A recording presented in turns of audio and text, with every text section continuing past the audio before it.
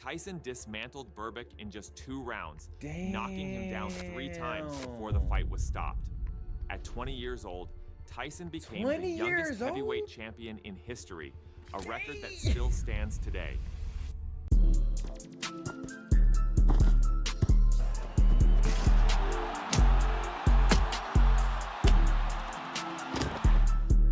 Groovy tapping in, man. Welcome back to the channel. How good was prime Mike Tyson actually?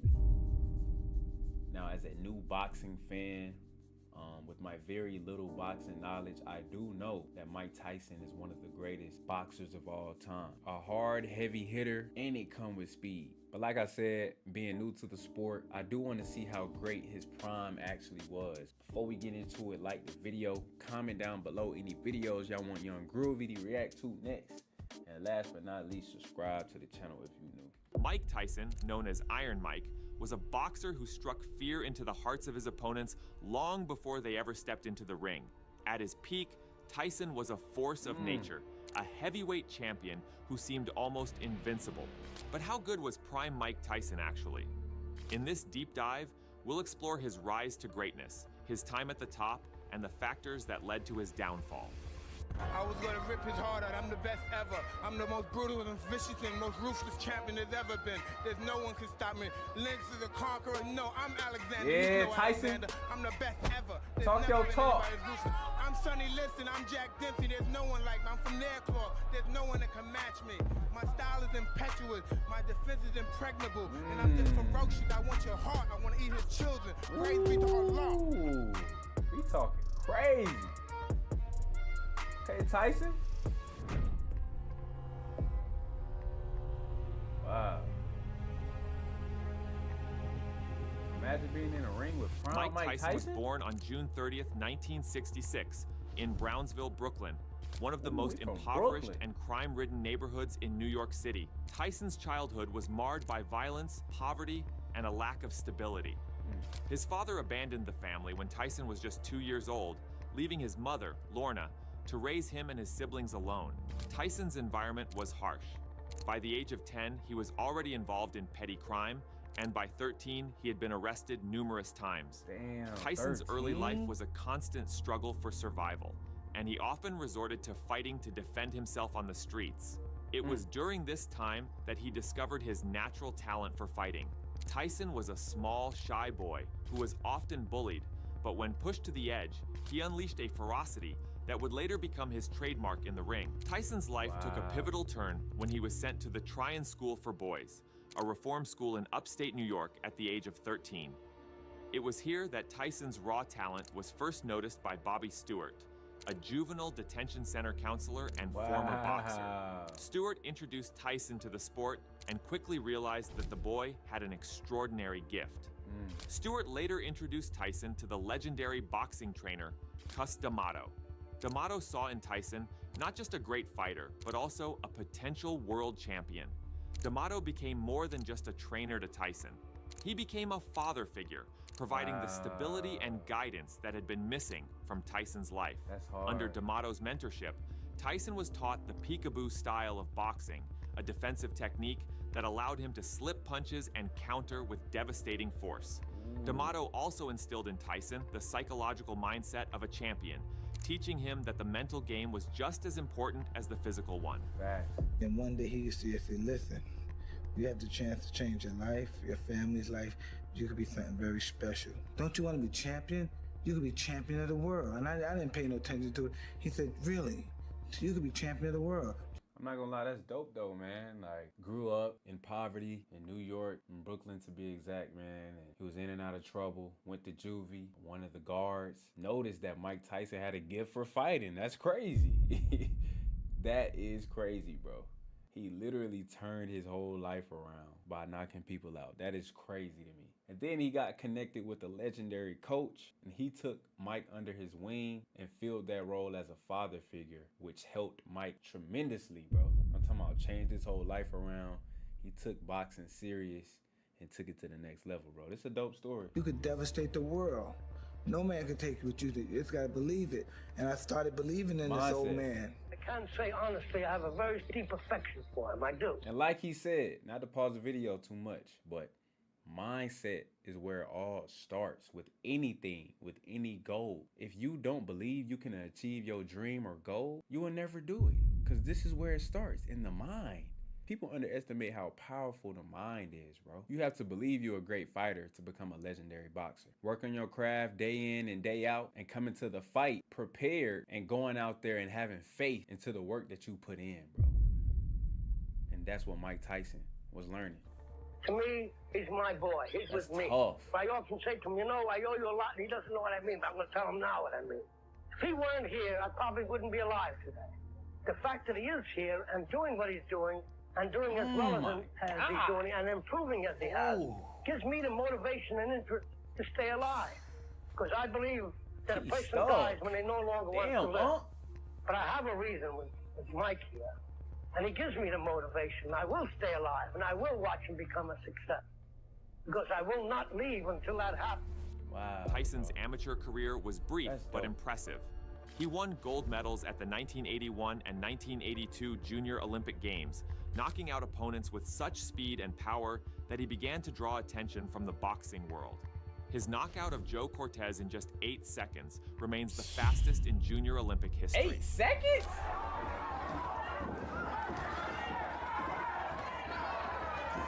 Damn! He wasn't playing no games with bro. 8 seconds? How you doing, coach? Despite he a his early different success, Tyson's amateur career was not without setbacks. He lost twice to Henry Tillman, a future Olympic gold medalist, but these losses only fueled Tyson's desire to improve. Tyson turned professional on March 6, 1985 at the age of 18. His professional debut was a statement of intent. He knocked out Hector Mercedes in the first round. Damn. This was the beginning of a meteoric rise in the boxing world. Tyson's early fights were nothing short of spectacular. He became known for his ferocious style, characterized by his relentless aggression, ability to deliver devastating knockouts. Tyson's opponents often found themselves overwhelmed by his intensity and physicality, unable to withstand his onslaught. In 1986, just a year after turning pro, Tyson's career reached new heights. He fought 13 times that year, winning every fight by knockout, and most of them in the first round.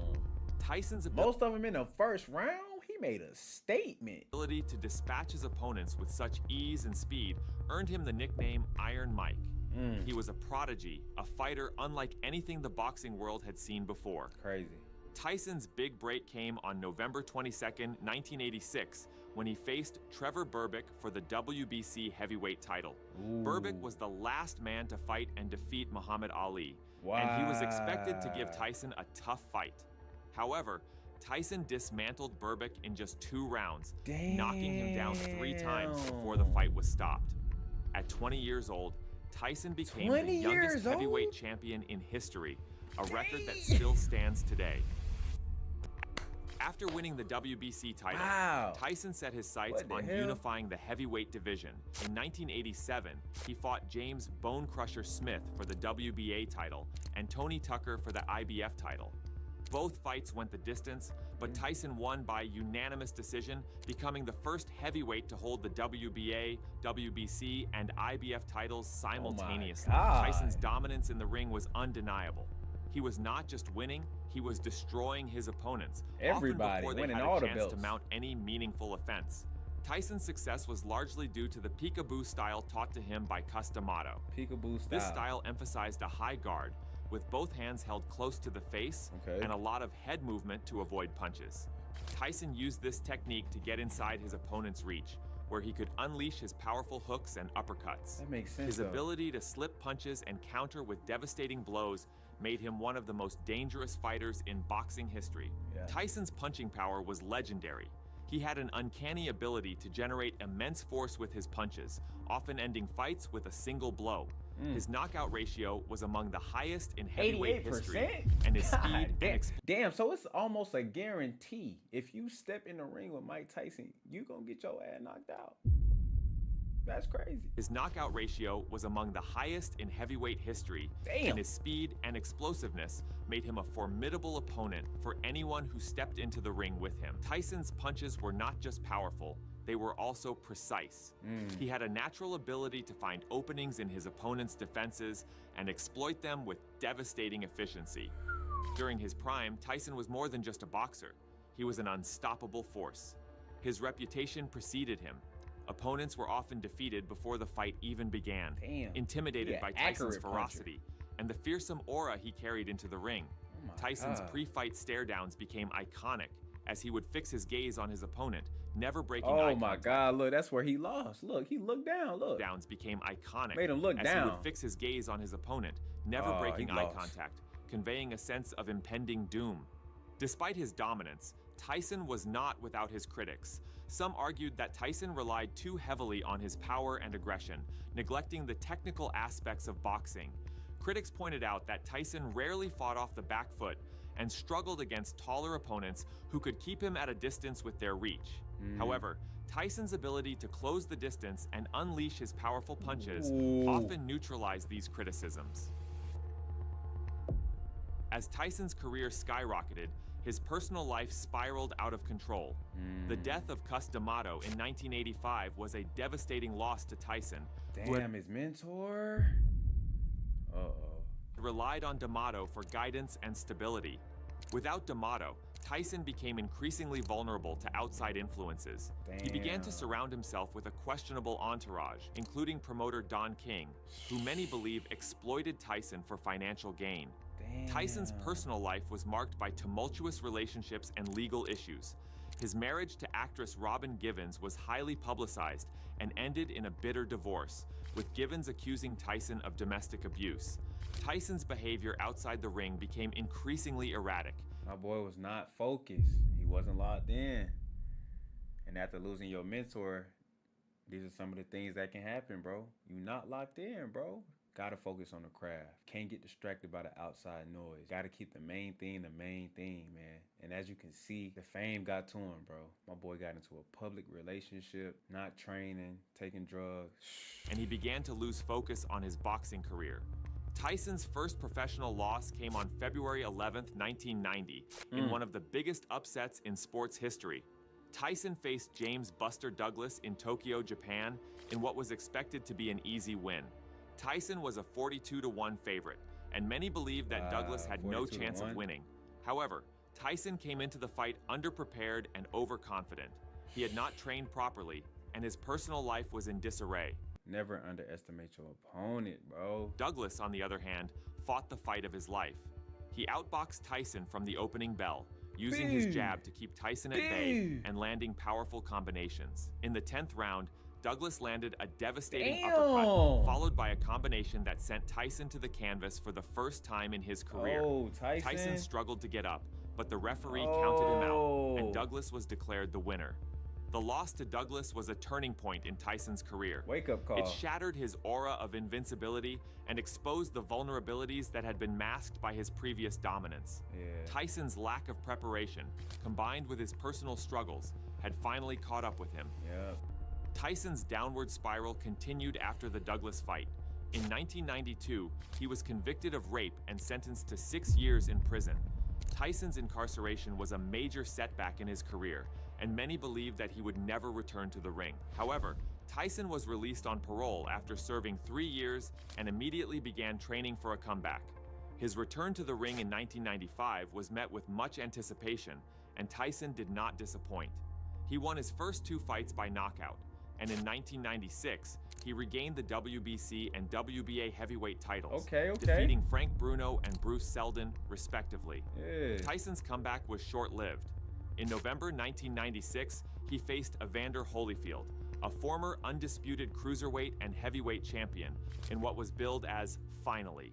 Holyfield was considered past his prime, and many expected Tyson to win easily.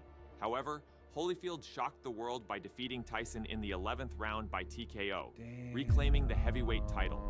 The rematch, held on June 28, 1997, became one of the most infamous moments in sports history.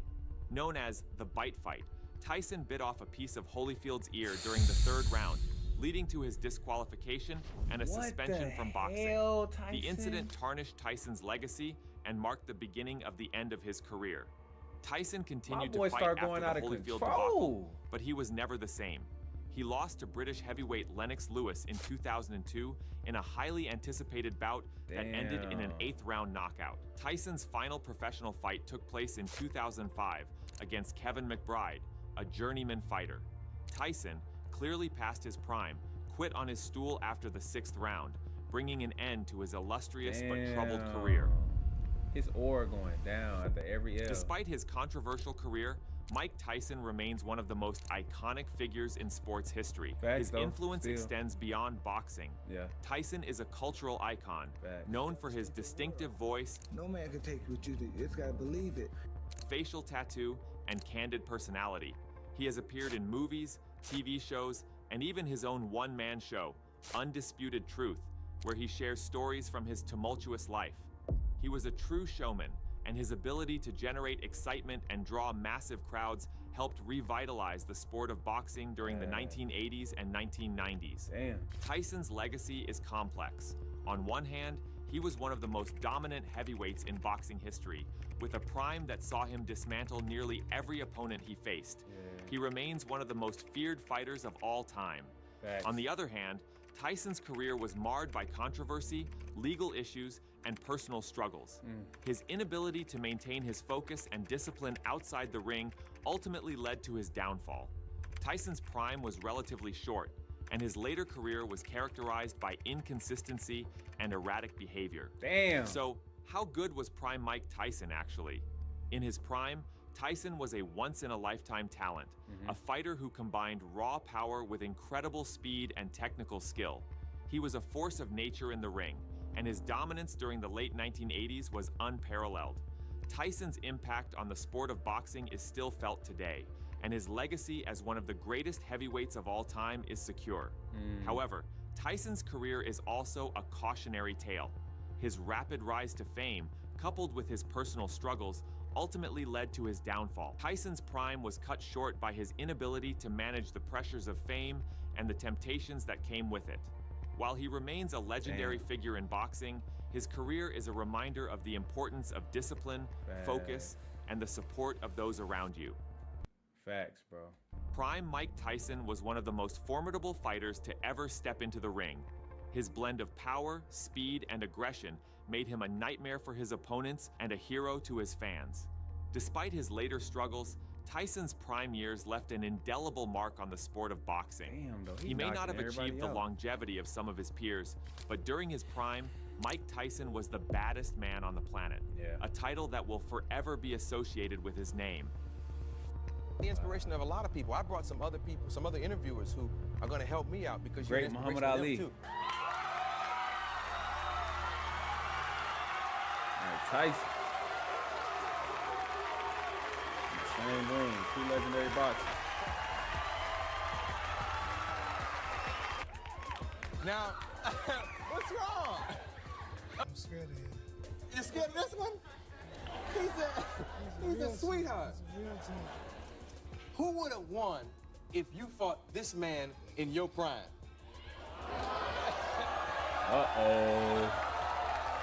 Oh, he pointed at Mike Tyson. Wow. Respect. Yeah, you were a dancer. You moved. I wasn't that powerful. I was so fast. Uh-huh. If he hit me. I'm vain. I know I'm great, but can I tell you something? In this situation, every head must bow, every tongue must confess. This is the greatest of all time. Respect on both ends. But wow, man, how good was prime Mike Tyson actually? This was a dope video right here, man. Learned a lot.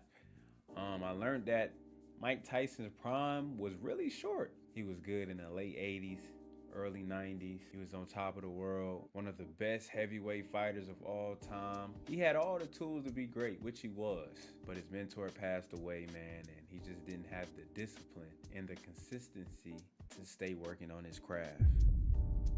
He lost focus, got distracted, and a lot of personal issues started to come in his life simply because the people he was hanging around, the decisions he was making. You feel me? So it's also a learning lesson from this legendary boxer. His story is crazy. Coming up, from Brooklyn, New York, man, very young age. He was getting into a lot of trouble, in and out of juvenile, and got connected to the game of boxing. You feel me? So this is a dope story. Shout out Mike Tyson, one of the greatest to ever do it. In the comments down below, man, where y'all got Mike Tyson on y'all all-time list of greatest boxers? Y'all let me know in the comments down below. If y'all like the reaction, man, hit the like button and subscribe to the channel if you new. Young Groovy signing out. I'm gonna catch y'all in the next vid.